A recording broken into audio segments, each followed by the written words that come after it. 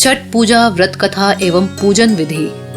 छठ व्रत भगवान सूर्य देव और षष्ठी देवी को समर्पित एक विशेष पर्व है। यह पर्व भारत के कई हिस्सों में मनाया जाता है। खासकर उत्तर प्रदेश, झारखंड और बिहार में इसे महापर्व के रूप में मनाया जाता है। शुद्धता, स्वच्छता और पवित्रता के साथ मनाया जाने वाला यह पर्व आदिकाल से मनाया जा रहा है।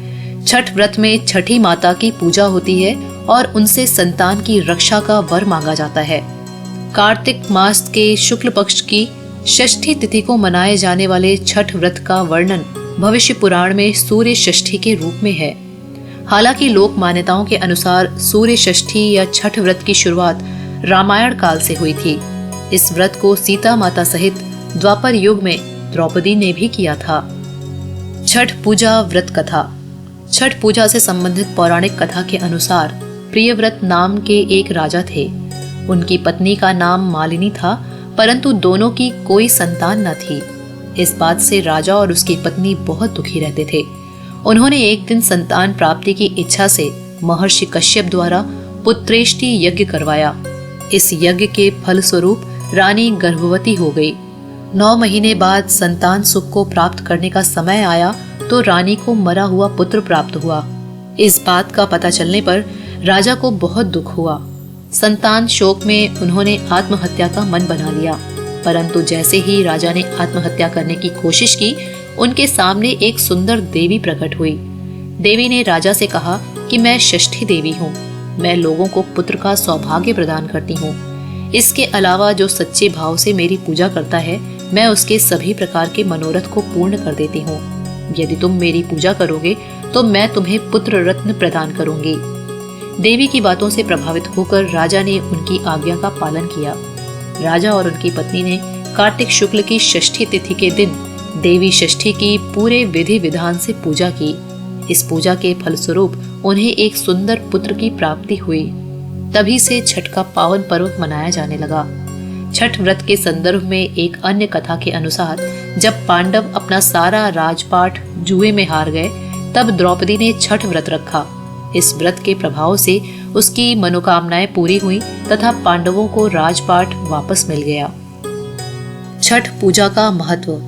भगवान सूर्य, जिन्हें आदित्य भी कहा जाता है, वास्तव में एकमात्र प्रत्यक्ष देवता हैं। इनकी रोशनी से ही प्रकृति में जीवन चक्र चलता है। इनकी किरणों से ही धरती में प्राण का संचार होता है और फल, फूल, अनाज, अंड और शुक्र का निर्माण होता है। यही वर्षा का आकर्षण करते हैं और ऋतु चक्र को चलाते हैं। भगवान सूर्य की इस अपार कृपा के लिए श्रद्धा पूर्वक समर्पण और पूजा उनके प्रति कृतज्ञता को दर्शाता है। सूर्य षष्ठी या छठ व्रत इन्हीं आदित्य सूर्य भगवान को समर्पित है। इस महापर्व में सूर्य नारायण के साथ देवी षष्ठी की पूजा भी होती है। इस पर्व के विषय में मान्यता यह है कि जो षष्ठी माता और सूर्य देव से इस दिन मांगा जाता है, वो इच्छा पूरी होती है। छठ पूजा व्रत विधि। भगवान सूर्य देव और षष्ठी माता को समर्पित यह त्योहार पूरी सादगी, स्वच्छता और समर्पण से मनाया जाता है। इस व्रत को स्त्री और पुरुष दोनों ही समान रूप से करते हैं। छठ व्रत 4 दिनों तक चलता है।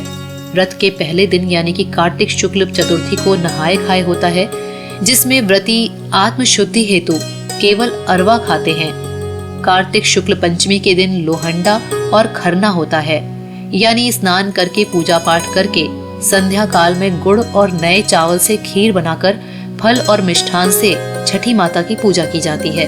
फिर व्रत करने वाली कुमारी कन्याओं को एवं ब्राह्मणों को भोजन करवाकर इसी खीर को प्रसाद के तौर पर खाते हैं।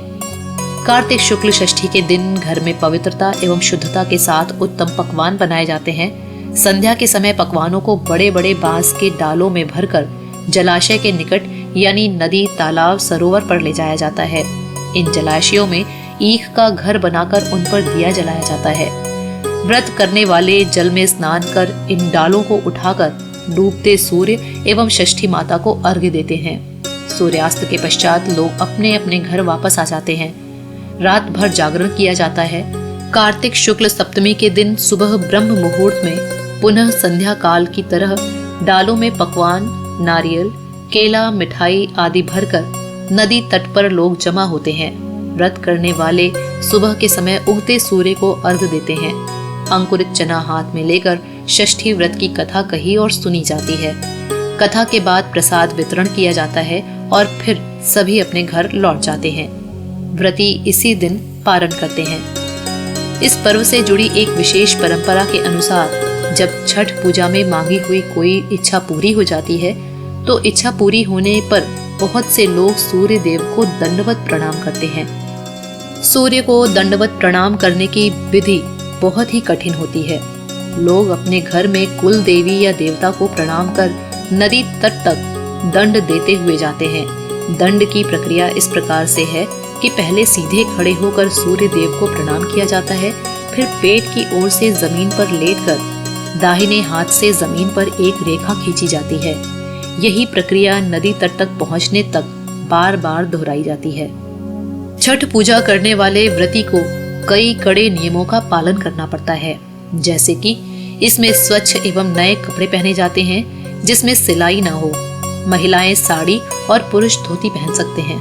इन 4 दिनों में व्रत करने वाला धरती पर सोता है, जिसके लिए कंबल और चटाई का प्रयोग कर सकता है।